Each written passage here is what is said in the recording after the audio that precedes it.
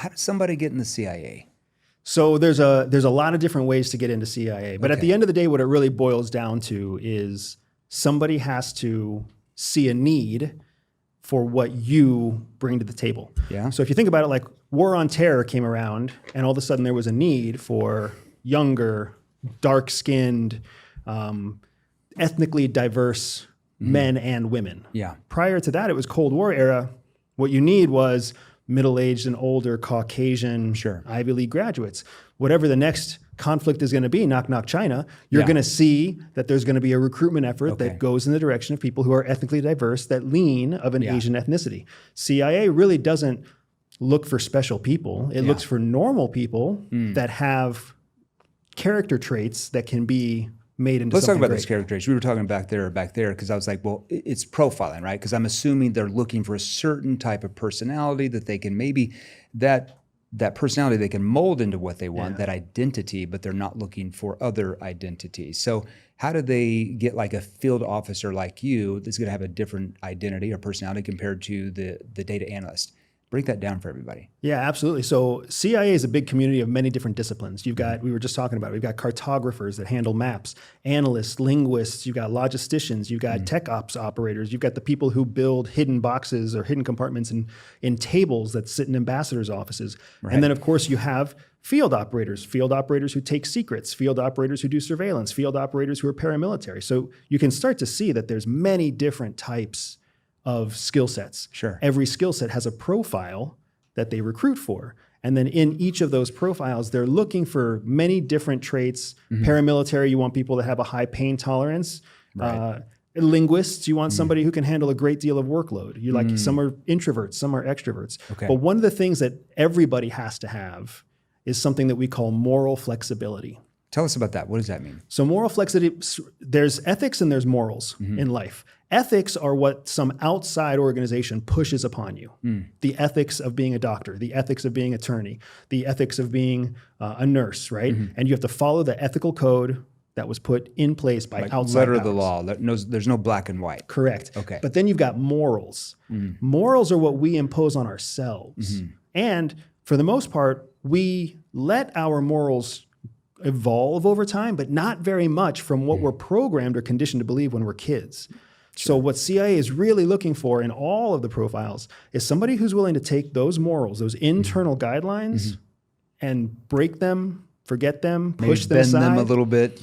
Because we have to be able to go to sleep at night. You have to be able to do something that you might think is immoral in the best interest of the American people, and then come back to work the next day, truthfully report what happened, honestly report what happened, and then still kiss your kids goodnight. It's a very unique person to do that. Now, you were in the Air Force. What happened? Like, did you just watch a bunch of James Bond's movies as a kid, or like somebody come approach you? Like, how does somebody go from the Air Force to get in the CIA? So and being a field officer. Yeah. I mean, I was with the United States Air Force. I was an Air Force Academy graduate. I thought I was going to be like uniform, short hair, shiny shoes forever, but it just wasn't a good fit, and I could feel it very early on. Like, for anybody who's been military, you guys know what I'm talking about. Did you have to cut your hair or something? Oh yeah, okay. Regulations about your hair, regulations Not about your work. face. Yeah. It's just not going to work. And then you have people who are in charge of you they haven't earned the right to be in charge of you. They haven't earned your respect. They just checked off a list that was on somebody else's list of somebody else's list, and it was ridiculous. So Air Force wasn't a great fit. I also ended up handling nuclear weapons with the Air Force. Interesting. So I'm 100 feet underground, 72 hours at a time, with a red buzzer going off every 40 minutes, waiting to end the world. And that was not my vibe. That could be trouble. So where is that? Wyoming? Where's the? I was in Montana, right? Okay. Oh, I did not know that. You weren't far off. Yeah, you weren't far off. So you can imagine how great like the single life was. And probably not that good living down in a bunker that far deep with nuclear weapons in Montana. I can see it. Okay, so you get approached, or somebody approaches you like randomly? Well, I decide I want to leave the Air Force. So I start going through the process to leave the Air Force. And you put in a lot of paperwork when it's time to resign. At the same time, I'm also applying for new government jobs. I'm looking at Department of State, I'm looking at Treasury, I'm looking at Homeland Security, whatever else. And I decided to look at the Peace Corps also, because in my mind, in the way that things make sense to a 27-year-old boy, I'm like, what's the farthest I can get from nuclear weapons I can see underground you in in the Montana? Peace Corps. Is it the hair? Yeah. The hair, maybe the Peace Corps? You can see that? Okay.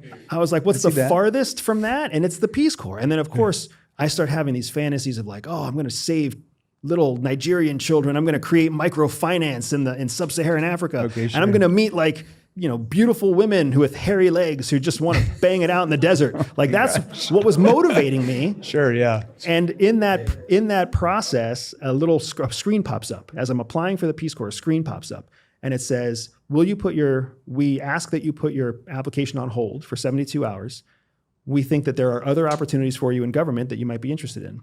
So it's a little yes, no button. Yes, It pause. just pops up on the computer in 2007, 2008. Yeah. I'm thinking of what did computers look like then? Okay. So they were Interesting. desktop computers. Yeah, they were yeah, about yeah. this deep, Yeah, right? okay. And then the only time you saw a blue screen was when something went wrong.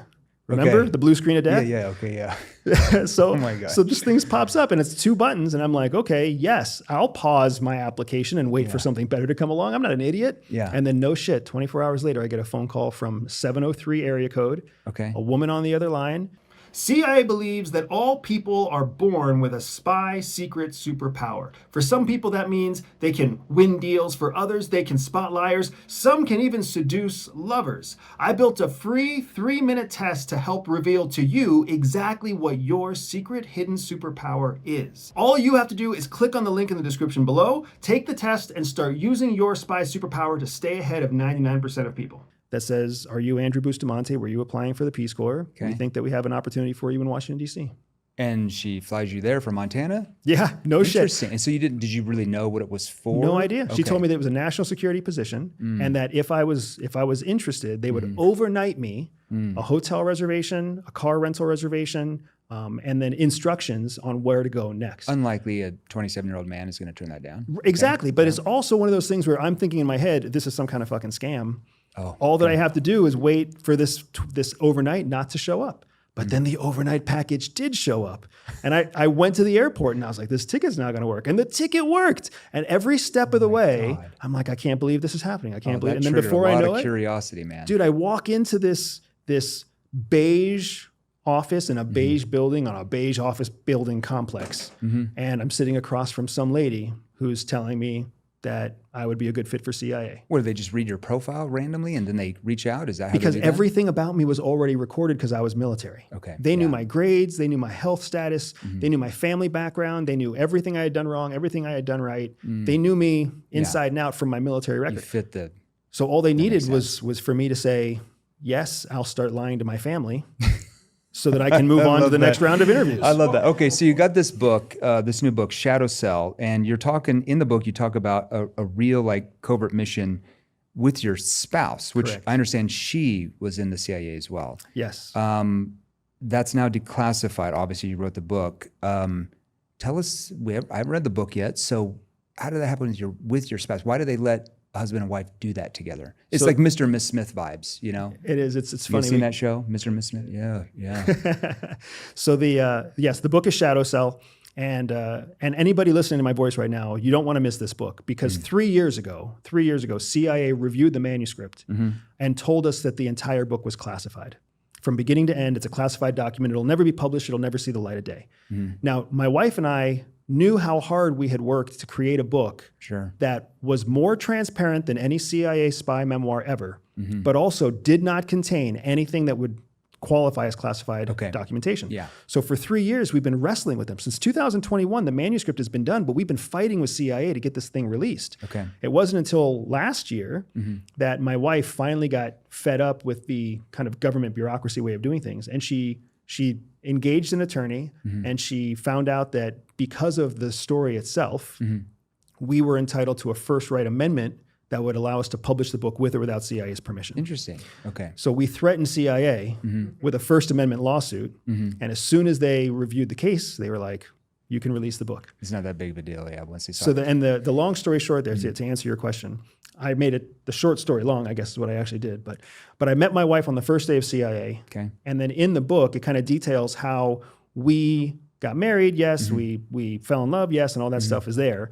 But more importantly, we were called in to a very unique operation because CIA had identified a mole inside CIA. Interesting. Okay. So there was a double agent operating in the senior echelons of CIA. Like in Langley or where? In Langley. Okay. Yeah. And CIA didn't know who the person was. It was given to us by an ally. So we had no concept of who the mole was. And they needed to continue creating operations that somehow the mole couldn't have access to. Okay. So they asked my wife and I to start creating a whole new way of operating, separate by ourselves, completely separate from CIA, from Langley, Okay. because they thought that if we did that, those operations would be safe from the mole. The reason it's a First Amendment right is because at the same time, they knew that our operation would be bait for the mole. So walk me back. So you guys meet and you kind of like just meet in the cafeteria, like you meet. I'm trying to imagine how CIA That's really agents romantic, meet. right? Is there like At the is there Starbucks like a line? Saturday night like ball night for CIA agents to mingle together? You know, how does that work?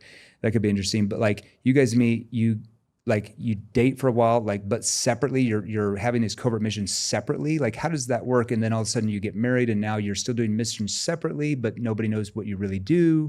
Yeah, I mean, it's interesting because to hear you say it, it sounds really interesting. But when I think about it, it just sounds kind of mundane. But yeah, we met because my wife and I were in the same onboarding class. Okay. At CIA, you onboard just like you do in any Yeah. business. Okay. Here's your 401k. Here's how you take a day off. Right, and it's yeah, like sure. 7 days long, 5 days long. Yeah. And we were in the same onboarding class. And she would always sit in the back, and I would always sit in the front. And I would walk past her every day. And every day I walked past her, she was dressed frumpy, sitting in the back row all by herself. So I just assumed she must be an instructor. Right? yeah. She must be a career bureaucrat to Yeah. look that pretty in the face and that busted in the outfit. Yeah. Right? Yeah. You're like, well, what's going on? Yeah. And then I would always go to the front because I'm like Mr. Go-Getter. I want to have success, right? Yeah. Well, it turns out my wife had an anxiety disorder that Okay. was just diagnosed. She was sitting in the back because every 15 to 20 minutes she had to go vomit. Oh, geez. Because the anxiety of the new job and the stress of the new job Sure. was physiologically affecting her. Okay. The reason that she was dressed down isn't because she wasn't cute. It's because she knew she was going to spill food or some other substance on herself. Sure. And she wanted an easy access, and she had 4 changes of clothes in the car. She was so dedicated to the career that even through that discomfort, she wasn't going to miss orientation. So you guys start dating, and And it's just like you said, we're taking missions separately. Separately. And we're dating when we're together. She's going to Latin America. I'm going to Africa. She's going to, Chile. I'm going to Portugal. And in between, we're coming back and we're going on dates. Yeah. And we find out that it's very hard to date outside of Langley because you can't talk about what you do. Sure. So then we started having dates at CIA headquarters. We would just go to the cafeteria. Yeah. We'd get Dunkin' Donuts and a Starbucks, and we'd sit there for 2 hours before work started and have our date together, dates. where we could talk about. so you had this whole cover confidential things. story to anybody that knew you or you'd bumped into about who you were. I don't know if you can talk to us about that. What caused you to write this book? The story in the book is less about me and my wife. We're not the stars of our own story. If anything, I'm kind of the fuck up and she's the engineer. The story is really about the incredible men and women who built this operation with us. Shadow Cell, the title of the book, is literally a cell of operators that we created. And it was successful because the people who were part of the cell did amazing things. Those are people you'll never meet. You'll never hear their story. CIA won't tell you about their story. Yeah. But they're such a perfect example of the men and women who do great work every day. Yes, there are assholes. Yes, there are people who We're bad. are bad. Yeah. But the vast majority of the men and women at CIA are hardworking, dedicated professionals, and they never get represented. Yeah. So it was important to my wife and I that we share that story in our book. That's what made us want to write it. We wrote it at this period in time because when the first Trump administration took over, there was this push for transparency. Okay. And we knew that the mole that we write about is a mole that CIA has never acknowledged. It's the first time ever that this mole is being publicly acknowledged by CIA in the release of our book. Okay. So that's a perfect example of the kind of transparency we wanted to That you wanted out share. there.